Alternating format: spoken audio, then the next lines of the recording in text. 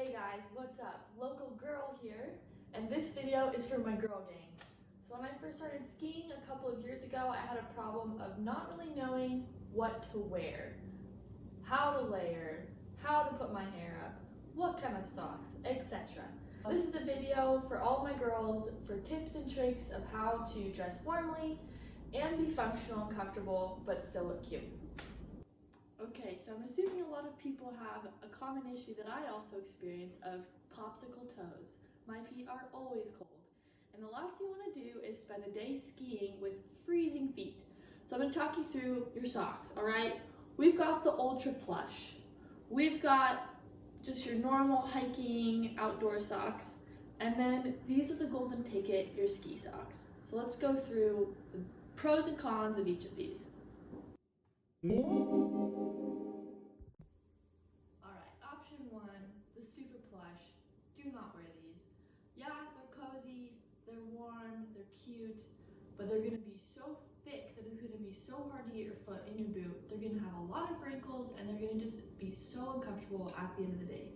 So don't wear these. Okay, option two. You would think, oh, like these are like an outdoorsy wool sock, nice and warm, a little bit thinner.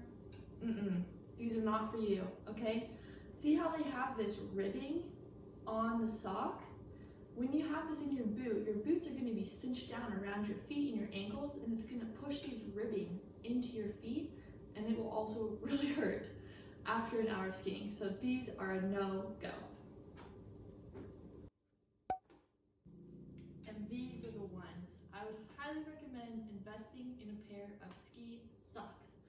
When you're getting your ski socks, here are some things you want to look for. First, they're a really, really thin material. You're going to think these are not going to keep my feet warm, but trust me, they will. Once they get in your boot and in your lining, your feet will be cozy, cozy warm. Some other things you want to look for is I like it when they're high enough that they come out of my ski boot. The only thing I want in my boots is my leg, my foot, and my sock. So I like it when they come all the way up, and that avoids any rubbing or chafing from the boot. These ones also have a little bit of padding on the tops of them, which I like to avoid shimping. And they don't have any ribbing, so you're not going to have any like weird pressure points, or you're not going to have any places where the fabric bunches up, so it'll be comfortable all day long. Alright, we've covered the socks, so let's talk about pants. When you're skiing, you're going to want to wear a pair of ski pants, which I think is pretty obvious, but the question is, what do you wear underneath?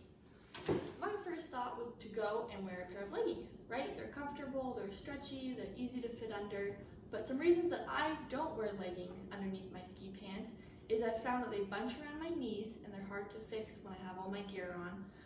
When I've tucked them in my boots, it's caused a lot of extra bunchage and just uncomfortableness down there. And some of them will have like zippers and things, and again, that just kind of gets uncomfortable after a long day of skiing.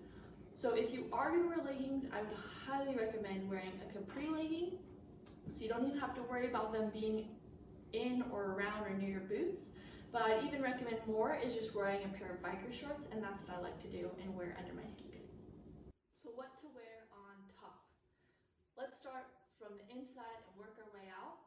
So I like to wear a sports bra, super comfortable. Then I'll wear some sort of like long sleeve thermal. And honestly, on most days, I'll just wear a thermal and skip straight to the ski jacket. If it is a super cold day, or if this is like one of your first time skiing and you're just worried about not being warm enough, I would start with a thermal, and then I would do some sort of like fleece jacket or a hoodie. But I would try and avoid anything with a hood, because that extra hood just kind of will bunch up behind your helmet and your goggles and in between the hood of your big coat. So I'll go for something hoodless. And then to finish it off, I just have a normal ski jacket. I got one with a lot of pockets outside, inside with a lot of zippers. Some things that I really like to carry with me in my jacket is chapstick, Kleenex, my phone, and snacks. And so I like having plenty of space to put all those things while I'm skiing, and that's what I like to wear on top. Something that's just as important to layer is your hands. So first off, you want to do a pair of liners. These are just really thin gloves that are super easy to put on, and they'll keep your hands warm, and when your hands get sweaty, your gloves are not going to get sweaty and disgusting. Liners are a lot easier to clean. So you have your liner, and then I really like mitts. I don't really tend to prefer the ones with those separate fingers. I like a good mitt. These keep my hands a lot warmer. And then it's just super easy. You just slide your hand with your liner on and your glove, and you're good to go. All right, ladies, last part.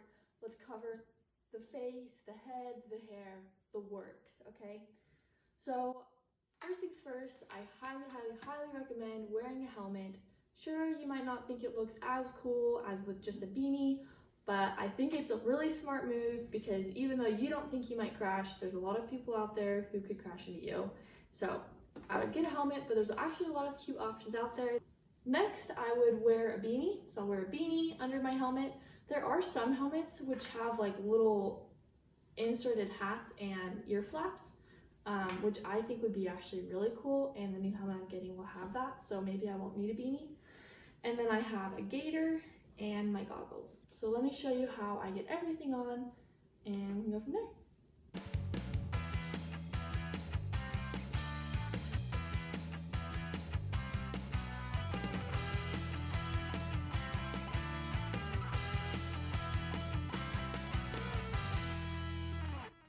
Alright, so you saw how I got everything on. Takes a couple minutes, but I think it's really important to just make sure you have everything on comfortably and snugly so you stay nice and warm. A few things I want to highlight is what to do with your hair.